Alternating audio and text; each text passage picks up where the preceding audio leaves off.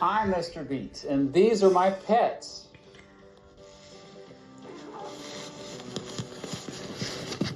Go on now.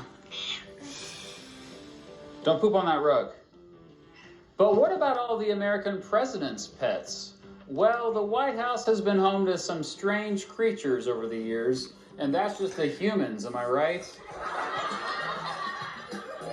But seriously, here's a rundown of all of the president's pets, and some of them will likely surprise you. So first we got George Washington, of course. We're going in order. And George Washington had, you know, the usual dogs and horses. He had American foxhounds, Sweet Lips, Scentwill, and Vulcan, among others. He had black and tan coonhounds named Taster, Tippler, and Tipsy, and one named Drunkard. He had a greyhound named Cornwallis, named for General Cornwallis, of course. Washington was a pretty big dog breeder, but these are just the dogs that lived with him in the executive mansion, so keep that in mind. His horses included Nelson and Blueskin, who he had during the American War of Independence, and also some stallions, Samson, Steady, Leonidas, Traveler, and Magnolia, and he had a donkey. It was a royal gift from King Charles III of Spain. And First Lady Martha Washington had a parrot named Snipe. John Adams had dogs and horses as well. His dogs were Juno, Mark, and yeah, Satan was the actual name of one of them. And his horses, Cleopatra and Caesar. Thomas Jefferson, this is where it gets a little unusual. He did have a horse named Caractacus, named after a first century British chieftain, and he also had another horse named Young Fear Not. And he had some dogs, shepherd dogs from France, Bergère and Grizzle, but he had a mockingbird named Dick. That was his favorite one. He also had at least 3 other mockingbirds while he was president. And then he had, and I'm not joking, 2 grizzly bear cubs, a male and female pair that were given to him by Captain Zebulon Pike, the same guy who Pike's Peak is named after. But they were a little too dangerous, and so he gave them up to Charles Wilson Peale for his museum in Philadelphia. James Madison only had a parrot named Polly. Not a very creative name, but Polly outlived both James and Dolly Madison, by the way. James Monroe had an unnamed spaniel and a Siberian husky named Sebastian. John Quincy Adams, this is where it starts to get more interesting. He had silkworms. Yeah, First Lady Louisa Adams actually spun their silk. And this is probably just a myth, but this is a widely circulated story that an alligator belonged to Marquis de Lafayette while he lived for a couple months in the East Room during the John Quincy Adams presidency. It probably really didn't happen, but you never know. Andrew Jackson had some roosters that would fight to the death. That's appropriate for Jackson. He also had many horses: Bolivia, Emily, Lady Nashville, Sam Patch, and Truxton. Sam Patch was named after the famous daredevil known as the Yankee Leaper. And then he had a gray parrot who, as it turned out, had a filthy mouth.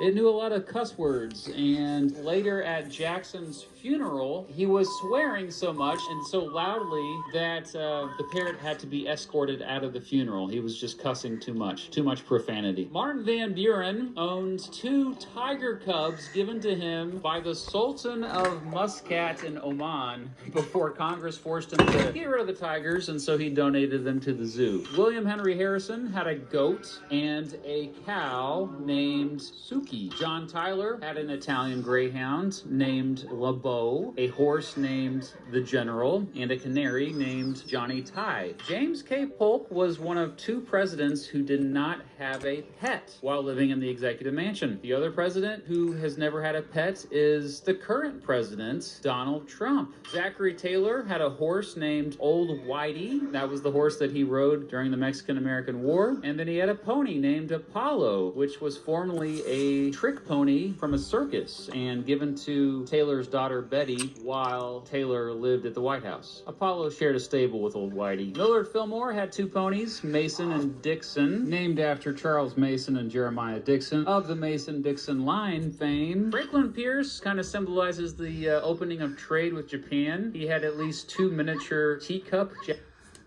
He had 7 small dogs, including those were 2 of his 7 small dogs.